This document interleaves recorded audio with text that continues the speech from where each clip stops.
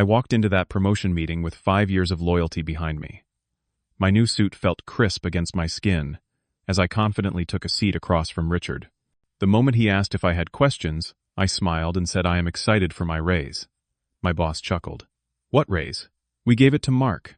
Pamela from HR slid paperwork showing I was never even considered. Mark leaned back in his chair with that smirk. Oops, I forgot to tell you.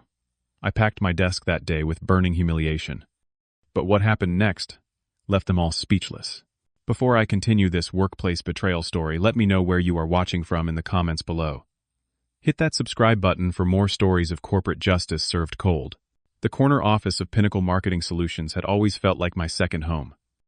As a 32-year-old marketing specialist with an MBA from Northwestern, I had dedicated the last 5 years of my life to this company, consistently exceeding targets and pouring my creative energy into every project. When I started, Richard took me under his wing, mentoring me through the complex world of corporate marketing with what seemed like genuine investment in my growth. Those early morning strategy sessions and late-night brainstorming meetings had created what I thought was an unshakable professional bond. But things began to shift 2 years ago, when Mark joined our team. Fresh out of his previous position, at a smaller agency, he immediately clicked with Richard over their shared passion for golf. Their weekend games at the country club soon translated to inside jokes around the office and private lunches I was never invited to. Still, I kept my head down and focused on results, believing performance would ultimately speak louder than personal connections. Last quarter, I had spearheaded our campaign for Velocity Sports, a major athletic wear company that had been wavering on continuing their contract with us.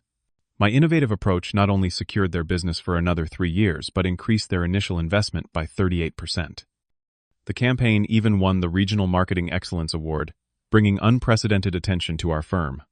The success should have been a career-defining moment. During my quarterly review just 3 weeks ago, Richard had hinted strongly at an upcoming promotion.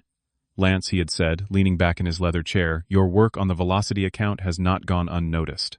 The leadership team is discussing some changes, and I think you will be very pleased with what is coming your way. He had even discussed salary ranges for the senior creative director position that would be opening up, mentioning figures that would increase my compensation by at least 30%.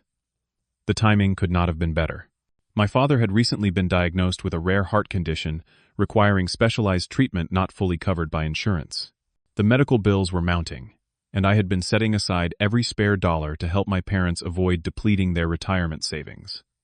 This promotion and raise would allow me to cover his treatments, without the constant financial anxiety that had been following me like a shadow. The office politics at Pinnacle had been growing increasingly toxic over the past year.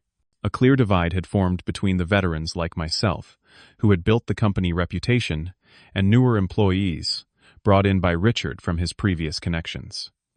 Whispers of favoritism circulated through break room conversations, but I refused to engage in office gossip. My strategy was to let my work speak for itself. The weekend before the promotion announcement, I had allowed myself a rare celebration, inviting a few close friends to dinner at the Capitol Grill. To the future senior creative director, my college roommate had toasted raising a glass of 20-year-old scotch I would normally consider far beyond my budget. But the occasion seemed to warrant the splurge. I shared my plans for handling my expanded team and the fresh direction I hoped to take our major accounts. Monday morning I woke at 5:30, giving myself extra time to prepare for what I believed would be a landmark day in my career. I selected my best Navy suit, the one I reserved for client presentations to Fortune 500 companies. I polished my Oxfords until I could see my reflection, and chose a tie my mother had given me last Christmas, claiming its deep burgundy color exuded success. The confidence in my stride as I walked through the office doors that morning was palpable. Several colleagues nodded in my direction, a few offering what I now realize were sympathetic smiles. Did they already know what was about to happen? Had the decision been common knowledge to everyone but me? These questions would haunt me later, but in that moment, I was still blissfully unaware of the betrayal awaiting me in conference room B. The executive conference room always intimidated with its floor-to-ceiling windows overlooking downtown. That morning, the sprawling mahogany table reflected the sunlight streaming, in creating an almost theatrical spotlight effect. Richard sat at the head, flanked by Pamela from Human Resources and Trevor from Finance. Mark was already seated to Richard's right, his preferred position. I noted, leaving me to take the chair directly across from them. The setup immediately felt like 3 against 1, though I pushed the thought aside, attributing it to pre-promotion jitters. "Lance, thanks for joining us this morning." Richard began with a practiced corporate smile that did not quite reach his eyes. "As you know, Pinnacle has been undergoing some strategic restructuring to position us for the next phase of growth."